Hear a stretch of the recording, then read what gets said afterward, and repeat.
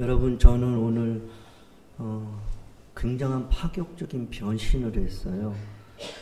제가 20살 때부터 머리에 그 무스를 바르고 스프레이를 뿌리고 2대8 가르마를 확실히 하고 이마를 환하게 드러내고, 그러지 않으면 저는 단정되지 않은 것 같아서 늘 그렇게 겉모습 그대로 이렇게 늘 다녔어요.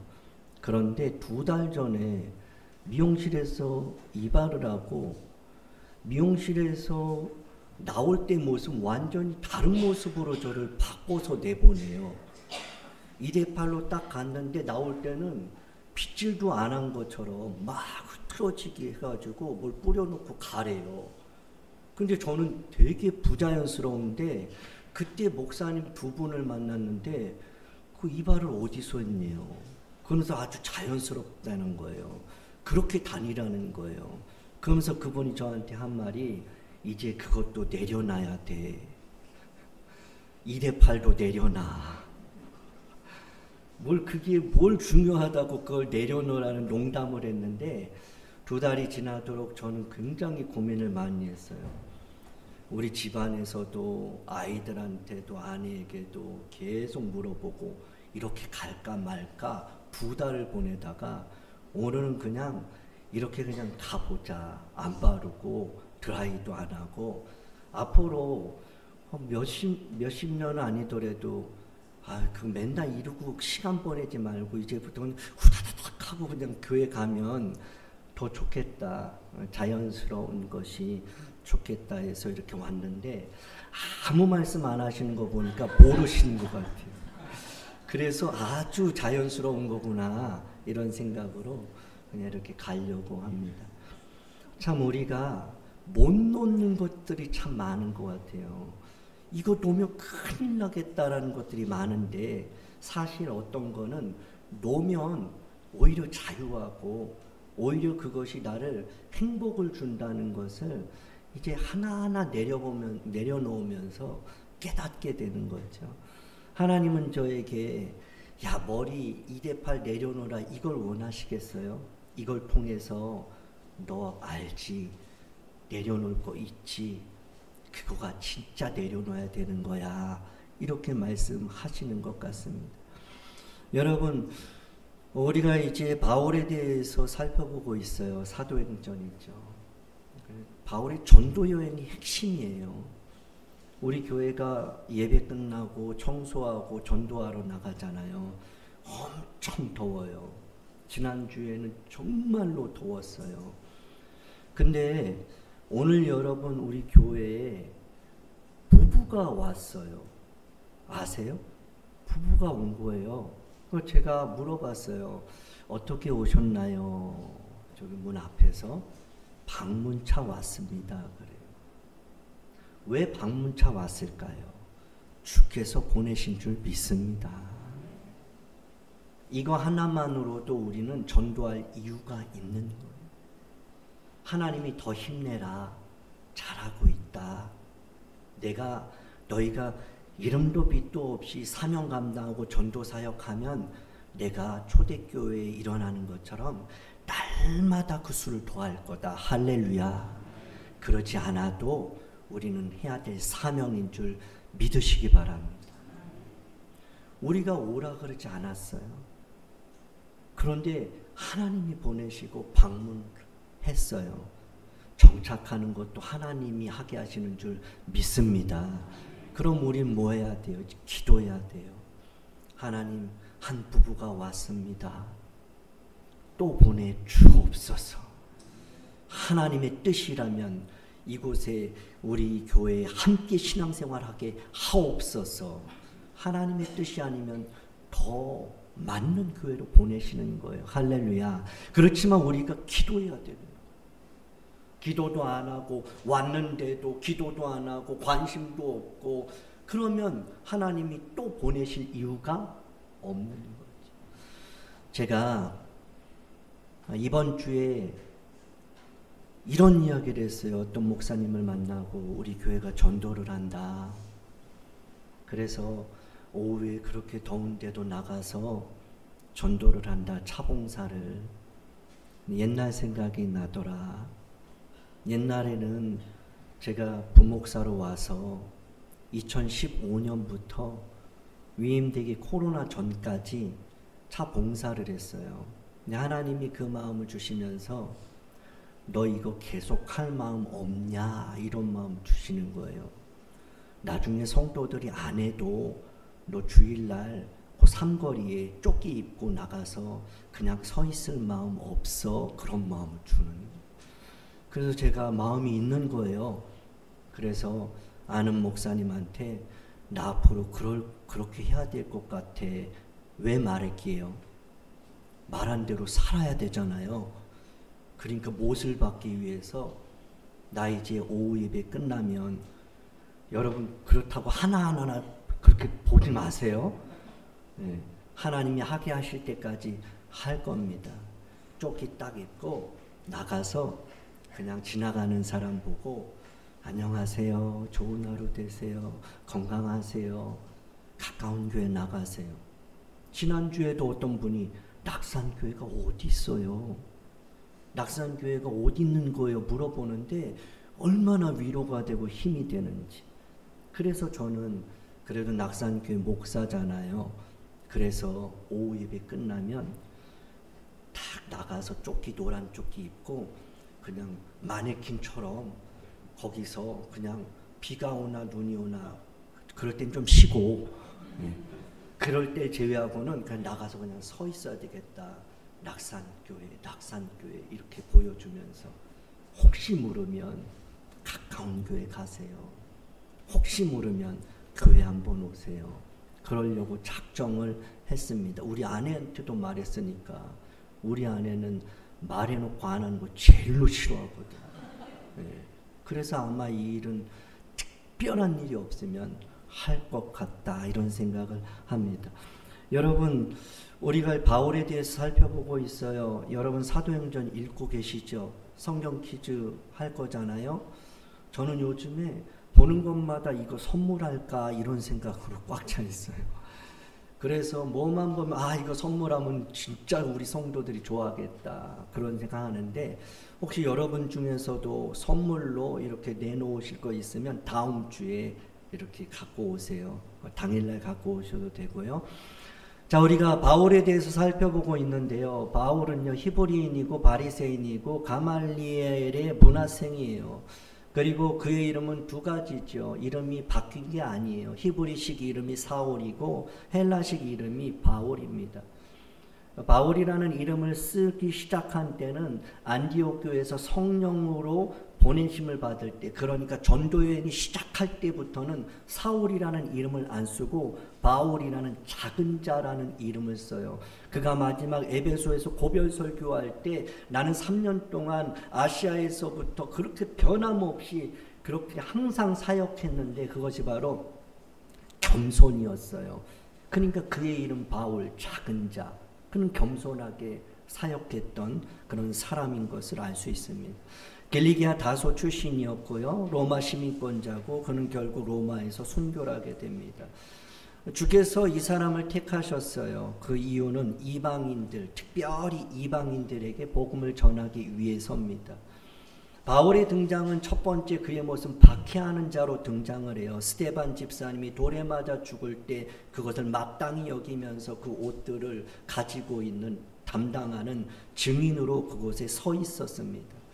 다메섹으로 공문을 가지고 예수님 믿는 사람들을 결박하고 잡으려 가는 그런 과정 속에 그가 부활하신 예수님의 음성을 들어요. 사울아 사울아 어찌하여 너가 나를 박해하느냐.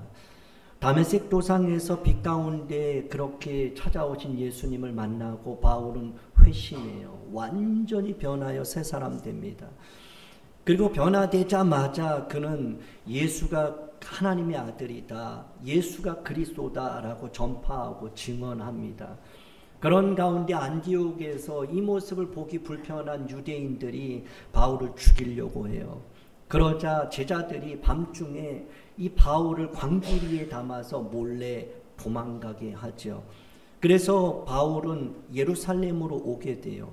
예루살렘에 와서 제자들하고 사귀려고 하는데 이전에 바울이 했던 일이 있잖아요. 그러니까 제자들이 이 사귀기를 원하지 않아요. 여전히 두려워하고 있는 거예요. 이 사람이 진짜 변했는지 그렇게 믿질 않는 거예요. 이러다가 돌변해서 또 우리 믿는 사람을 죽이지 않을까 이런 생각을 하고 있는 거죠. 그때 바나바라는 사람이 그를 증거하고 결국 바울은 예루살렘에서도 강하고 담대하게 복음을 증거합니다. 그런 가운데 유대인들이 또 일어나서 그를 죽이려고 힘써요. 그래서 제자들은 또 그를 다소로 이렇게 보내게 됩니다. 다소는 길리기아 다소는 바로 바울의 고향이에요. 그래서 이 바울은 그 박해를 피해서 가이사랴를 지나서 자신의 고향 다소로 가게 됩니다. 그때 이제 흩어진 그리스도인들이 안디옥에서 복음을 전해요. 그러면서 안디옥에서 이방인들이 예수님을 믿고 주를 따른다라는 소문이 예루살렘 교회에 들려지게 되고 예루살렘 교회는 바나바라는 제자를 안디옥 교회에 파송을 합니다. 그래서 바나바는 그곳에서 다소에 있는 바울을 찾아가서 데리고 오고 그들이 함께 안디옥에서 1년간 이렇게 가르치는 가운데 비로소 그리스도인이라는 이름을 안디옥 교회에서 그들이 받게 되는 이런 놀라운 일이 일어납니다. 그러던 가운데 성령이 이제 금식하고 기도하는 이 안디옥 교회에 성령이 임하셔서 이 두 사람 바울과 바나바를 세워라 그래요. 그리고 그들을 보내라 그러죠. 그래서 안디옥 교회의 파송으로 인해서 이제 바울의 전도 여행이 시작이 됩니다. 자, 바울의 전도 여행을 보면 1차 전도 여행은 지금 현재 터키 지역인 갈라디아 지역이에요. 그리고 2차 전도 여행은 그리스 지역인 이제 데살로니가, 베레아, 아덴, 고린도 이런 지역입니다. 그리고 오늘 본문에 나타나는 3차 전도 여행은 에베소라는 이런 아시아라는 지역에서 복음이 전해지죠. 그리고 4차 로마까지 바울은 전도 여행을 하게 됩니다. 자, 오늘 에베소에서 일어난 사건들을 보면 이제 바울은 에베소 두란노 서원에서 2년간 날마다 제자들을 따로 불러서 강론하고 가르쳐요. 그러는 가운데 많은 사람들이 주께 돌아오고 그리고 놀라운 주의 능력으로 인해서 이제 귀신도 쫓겨나는 그런 일들이 일어납니다. 그때 제사장 그 스게와의 아들 7 아들들이 이 바울이 귀신 쫓아내는 걸 보고 흉내내면서 떠날지어다 뭐 이렇게 했는지 모르지만 딱 때렸는지 모르지만 그거 쇼하다가 악귀가 말하죠. 내가 예수도 알고 바울도 아는데 넌 도무지 모르겠다 그러고 달려들어요. 그래서 이 아들들이 상함을 당하고 옷 벗긴 옷을 벗은 채 도망가는 일이 일어나요. 이런 놀라운 역사가 에베소 전 지역에 퍼지면서 마술을 행하는 19장 19절에 마술을 행하는 많은 사람들이 그 책을 모아가지고 사람들 앞에서 다 불살랐는데 그 값이 은 5만이에요. 이 은 5만이 어느 정도냐? 5만 데나리온이라 그래요. 그러니까 1데나리온이 하루 품삯이에요. 그러니까 하루 품삯이 1년이 365일이죠. 그런데 5만이라고 하면 이거는 한 139년 정도의 그런 품삯이에요. 이런 고가의 이러한 금액을 다 불살라버리는 가운데 그들이 주를 믿는 역사가 일어나요. 여기서 우리가 깨달을 수 있는 것은 주를 믿으려면 내 것을 내려놔야 돼요. 내 것을 내려놓지 못하고 주를 봅니다. 주님 못 따라갑니다. 자, 그러는 가운데 20절에 주의 말씀이 흥황하여 세력을 얻게 돼요. 21절에 그는 마게도냐와 아가야를 거쳐서 예루살렘으로 가러 작정하지만 로마도 봐야 되겠다라는 결단을 합니다. 지도를 보면 에베소에서 바울은 이제 아가야 지역, 마게도냐 지역을 지나서 예루살렘으로 가려고 해요. 그러는 중에 로마도네가 가야 되겠다 이런 생각을 한 것이죠. 자, 오늘 본문에 보면 데메드리오라는 사람이 등장해요. 이 사람은 은장색, 다시 말하면 세공업자예요. 아데미의 신상 모형을 만드는 사람입니다. 이걸로 인해서 많은 벌이를 이렇게 얻을 수 있었던 사람입니다. 에베소에는 이런 아데미 신전이 있었어요. 130, 길이가 130, 넓이가 70이에요. 기둥이 126개예요. 어마어마한 이런 신전입니다. 그들이 아데미를 섬기고 있었죠. 아데미 신상이 이런 모습이에요. 풍요와 다산을 상징해요. 그런데 그들이 이 아데미 신상을 만든 거예요. 크게 만든 게 아니라 요만하게. 다시 말하면 구약의 드라빔이라고 하는 가정에 모시고 이렇게 모시는 작은 신상을 만들고, 그러다 보니까 이 에베소 사람들, 많은 사람들이 그 신상을 하나 둘 다 사는 거예요. 그러다 보니까 돈벌이가 된 거죠. 그 은장색이 그 사람이 이제 직공들과 영업하는 사람을 다 모았어요. 왜냐하면 바울 때문에 지금 이 업이 사라지게 생긴 거예요. 돈벌이가 끝나게 생긴 거예요. 사람들이 아데미 신전이 아니라 하나님을 섬기는 이러한 일들이 일어나게 생긴 거예요. 그러니까 자기의 업이 이제 무너질 상황이 되고, 풍족한 생활이 이 생업 때문에 있었는데 타격을 받으니까 사람들을 다 모아가지고 소동을 일으켜요. 영업이 천하여질 위험이 있다. 우리 무시당할 수 있다. 그 신전의 위험도 떨어진다 하면서 소동을 일으키는 거죠. 그러면서 이 사람들이 가이오와 아리스다고라는 이 바울과 함께 있는 사람을 붙잡고 연극장으로 달려 들어가요. 그때 바울이 같이 들어가는데 이 제자들이 말려요. 그리고 31절에도 보면 관리 중에 바울의 친구들이 또 이제 들어가지 말라고 권해요. 바울은요, 여러분, 굉장히 다혈질이에요. 자기 마음대로 이게 좀 안 맞으면 바나바하고도 갈라서는 사람이에요. 그리고 바울은 웬만해선 뜻을 굽히지 않습니다. 그가 뜻을 굽히는 건 딱 하나예요. 하나님의 뜻일 때. 성령의 이끄심일 때 그는 뒤도 안 돌아보고 중단을 하든지 가든지 하는 사람이에요. 근데 오늘 본문에서 바울의 친구들 그리고 바울의 제자들이 그 연극장에 들어가지 말라고 해요. 그리고 참견하지 말라고 그냥 내버려 두라고 이렇게 권하죠. 그때 바울이 참아요. 그러자 이제 35절에 서기장이라는 이름도 없는 사람이 딱 등장해서 그 소동을 집중시켜요. 그리고 마침내 모든 사람들을 흩어버리는 이런 일이 일어나는 것이 오늘 본문의 내용입니다. 여러분, 오늘 저는 이 본문의 내용, 이것을 보면서 함께 기도하기를 원하는 것은 우리가 마술을 행하던 사람이 예수님을 믿게 된 그 이유, 결정적인 이유가 그 책을 다 태워버렸다는 거예요. 그런데 데메드리오라는 사람이 예수님을 대적하는, 이 복음의 도를 대적하는 결정적인 이유가 뭐냐? 돈벌이 때문이었다는 거예요. 예수님을 믿고 예수님을 대적은 안 하더라도 예수님과 상관없이 행함이 없는 믿음으로 살 수 있는 것이 바로 여기에 있어요. 내가 버릴 것 버리느냐 아니면 그거 꼭 붙잡고 있느냐. 저는 여러분, 우리가 예수님을 믿는데 정말 잘 믿기를 원합니다. 행함이 있는 믿음으로 멋지게 신앙생활할 수 있길 원합니다. 그러려면 그 마술사들이 버렸던 걸 우리가 버려야 돼. 그리고 데메드리오와 같이 그 탐욕을 붙잡고 있는 이상 우리의 신앙은 성장할 수가 없어요. 첫 번째는 그거고, 또 하나는 이제 바울이 그런 위기 상황에서 달려 들어가려 그러다가 멈췄어요. 이유가 뭐냐? 제자들이 말렸고, 그리고 또 그 관리 중에 그 친구들이 말렸기 때문에.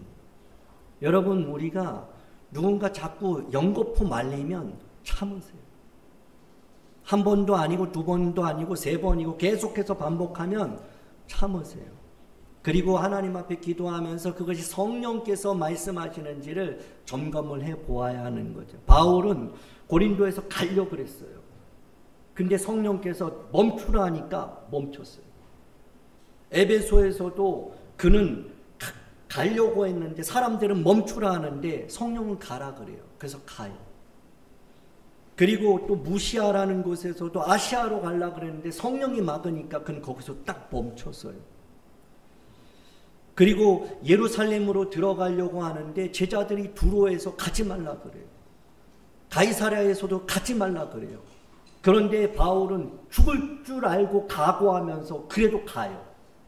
그러니까 바울은 딱 한 가지. 가든지 멈추든지 딱 한 가지. 사람들 말 때문에 움직이지 않아요.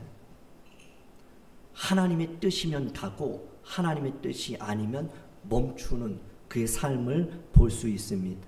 우리 기도하는 것은 하나님, 내가 아직 내려놓지 못한 것 있으면 내려놓게 하옵소서. 또 하나는 하나님, 내가 가고 멈추는 것이 오직 하나님의 뜻이 되게 하여 주옵소서. 기도할 수 있는 저와 여러분 되기를 원합니다. 우리 찬송하고 주신 말씀 붙들고 함께 기도하겠습니다.